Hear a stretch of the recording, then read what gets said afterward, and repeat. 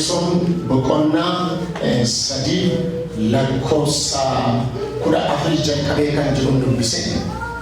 Egaa Phaawulos qulqulluu gara Efesonitti ergame boqonnaa sadii lakkoofsa 14 jalqabee kan jiru dubbise. Wangeelli maaliif akka lallabamu hammanuu gameerraa walii ibsinee gara ergaa yaaraatti darbaa. Tuguree jiru biyyooti eegalee wangeelliwwan gurguddaa Afriitti lallabama. Wangeelli wanta gurguddaa Afriitti lallabama. Tokko warri amananii fayyan jabaatanii kadhaabatanii lallabama. Warri amananii fayyan jabaatanii kadhaabatanii lallabama. Inni lammaffaan warri dhufan akka ka'an dhaga'anii kaka'an yoo sagalee waaqayyoo dhaga'an lafa dhufanii ka'u akka ka'aniif lallabama. Inni sadaffaanii warri dhaga'anii akka fayyaniif lallabama. Dhugaanitti ba'anii gara dubbira Kiristoos akka dhufan lallabama. Inni arfaffaan warri didan irratti firdiidhaaf lallabama. Kana arfan keessaa garam jirraa. Jireenya kiristiyaanummaa keessatti kana beekuutu nurra jiraata. Amma waaqayyo nu gargaare gabaabsee dubbadhee dubbii waaqayyoo keessaa muraasa xiqqoo nan dubbadha. Waa'ee warra Efesoon gaddiigee keessa liqee baay'ee dubbachuu hin barbaadu hunda waan lallabamuuf maaliin akka isheen jirtu biyya maalii akka isheen taate lallaba kana keessa galee lallabuun barbaadu jira. Haa ta'uutii kayyoo guyyaa har'aa waaqayyo iddoo kanatti saba kana barbaade namoota kana barbaade xiqqeessanii is hubachiisuu barbaade. Gooftaan galataa argatu. Phaawulos warra Efesooniif ergaa kana yeroo dubbatu attamitti jabaatanii akka dhaabbataniif barreesse. Attamitti jabaatanii akka dhaabbatan. Jireenya kiristiyaanummaa keessatti namni tokko attamitti jabaatee dhaabbachuu akka danda'u. Jireenya kiristiyaanummaa keessatti namni tokko jabaatee attamitti dhaabbachuu akka danda'u dubbata. Iddoo kanarraa Efesoon boqonnaa 3 lakkoofsa 14 jalqabee dhaloonni kakuu haaraa waldaan kiristiyaanaa kakuu haaraa biyyi bara kakuu haaraa kana keessa jirtu kun maatiin dhaloota kakuu haaraa akka ta'utti jireenya jijjiiramaa arguudhaaf Efesoon ijoo dubbise bu'aa guddaa irraa argata.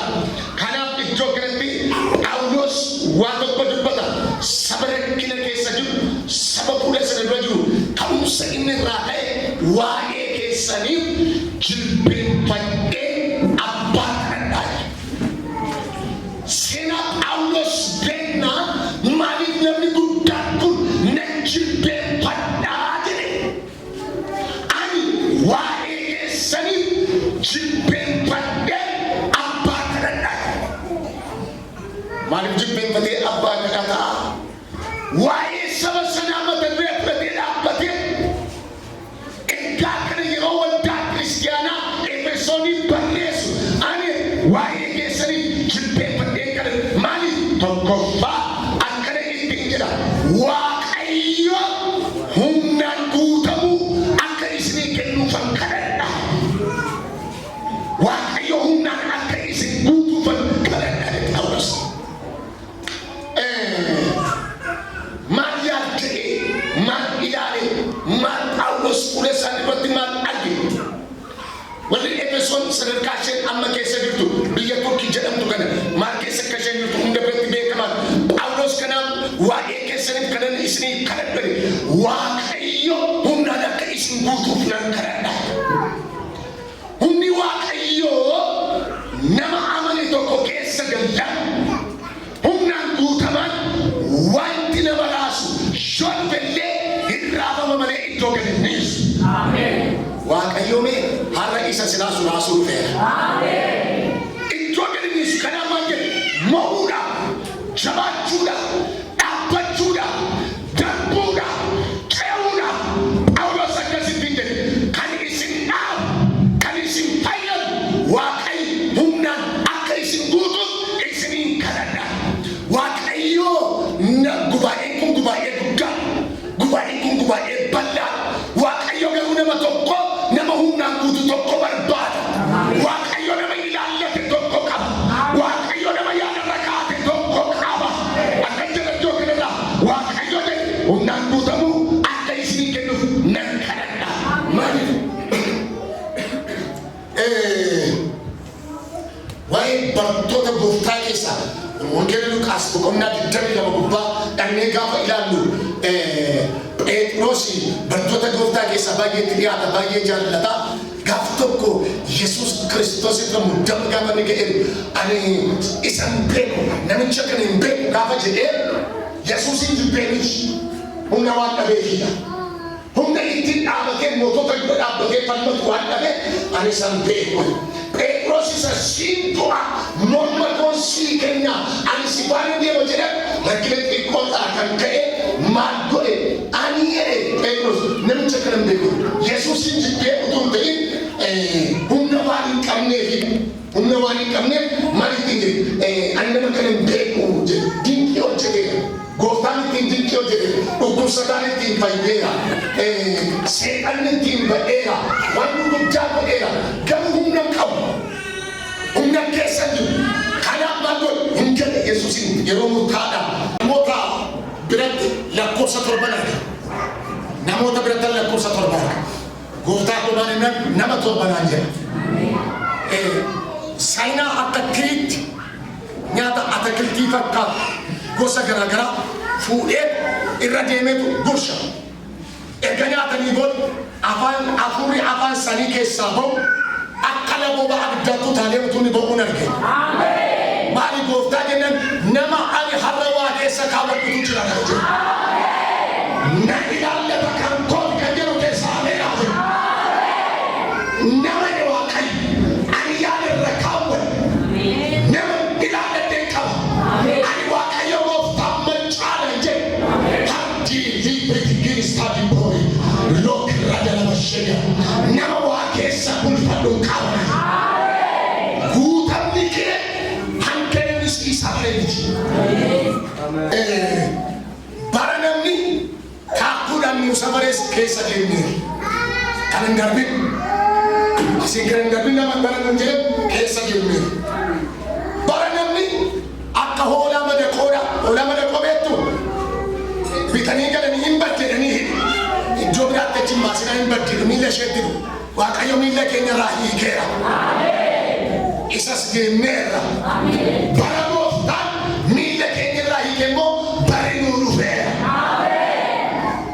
Bara namni kaakkuun nuu safaree kan hin darbin yoo kana darbin hin adabamta. Bakka nuu safarameera. Maqaa gooftaa Yesuusin kaakkuu namni sii safare keessaa har'a hin baata. Kana yoo dabarte daangaa sitti ta'a akkam ba'a.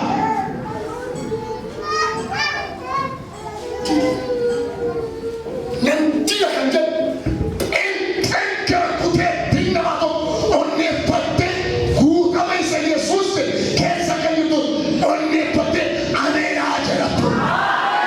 Si baasa Waaqayyo. Ija kee gara hammalee dhabaniiti. Agartu maayibii nama gatoora. Suma isa dadhabaa fakkaata. Suma isa wayyaalaa fakkaata. Suma isa maayihii makkoota reegee wasee Waaqayyo humnaan si guutee. Hundee kee cimsee. Jaalalaan si dhaabee. Utuma isaan si ilaalanii daangaa kee bal'isa.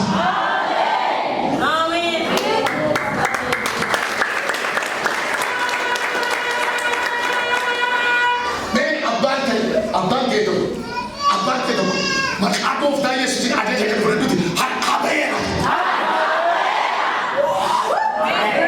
Maqaa gooftaa Yesuus daangaa namni si daangeessee sareen baatu jedhe cabsee kan harka ba'eera.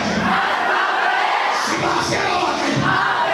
Maayibii ture basee hin dubbatu si jedhanii hin tajaajiltu jedhanii nama baatu jedhanii hin shakkamtu jedhanii sana si jedhanii maqaan si dhoobame harka ergamaa Waaqayyoo sirraa ka'eera.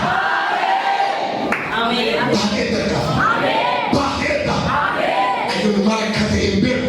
Adduma namaa tura jechas bala keessaa. Deemeetu.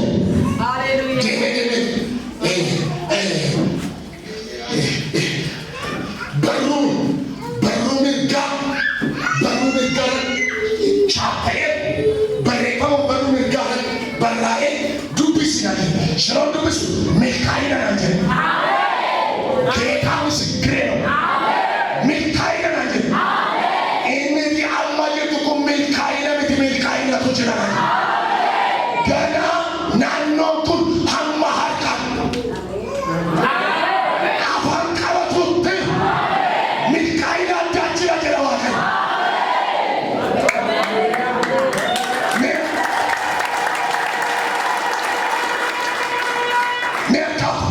Ani milkaa'ina jira Waaqayyo si milkeesseera magnifique Waaqayyo akkas jira Waaqayyo akkas jira sabaatiin dura kootti argitu ilaali kan baakee beekan jiru adda isaarra sodaachisuu kan jiru natti dubbisiisa akkas jedhee natti dubbata Waaqayyo dhimma saba kanaaf anatu jira anatu afaan siif ta'a kampung ke ada kira wakai gofta macam kada harga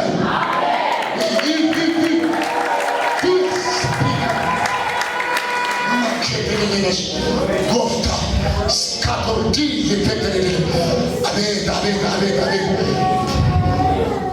Yesus Kristus ini gofta amen amen gofta Yesus imma kamu wakai Yesus lagi makam Keseni mereka keseni kafatane malu kafata akana jira Waaqayyo imana raka jira amma jira ilmi ko jira ijazafi ila alamin jira ani ergasi kabati nama adati abin nama kasumani miti mo raja kabiri wishi Lord is capable. Hinta. Hinta. Makanya benar hinta. Kabajamu sabawa kayo. Bana sudah walau kabu. Saya cereman akan kotor fundu. Bako na manina kase wani na oche wambe kunan sudah. Wani chako gana mabe. Kana bayen kabaj bayen sudah. Waaqayyo waan tani dubbatu naan jedhe moo hin seesu kan inni akka inni irraa hin jabne hidhaan kee hin hiikama hojii Waaqayyoon hojjennee jiru amantii keenya malee hojii Waaqayyoon hojjennee jiru waan cabuun malaa nurraa cabsa waan ka'uun malaa nurraa kaasa waan buqqa'uun malaa nurraa buqqisa hidhaa Waaqayyo hin hiikne jiru tireengiin nama kun tireengii shaakala miti nana mana ani wallana wala te Waaqayyo kana daga unan beeka wallana man dimma umri miti Waaqayyo kana daga unan beeka nan karedda Waaqayyo daga hidaan ni ka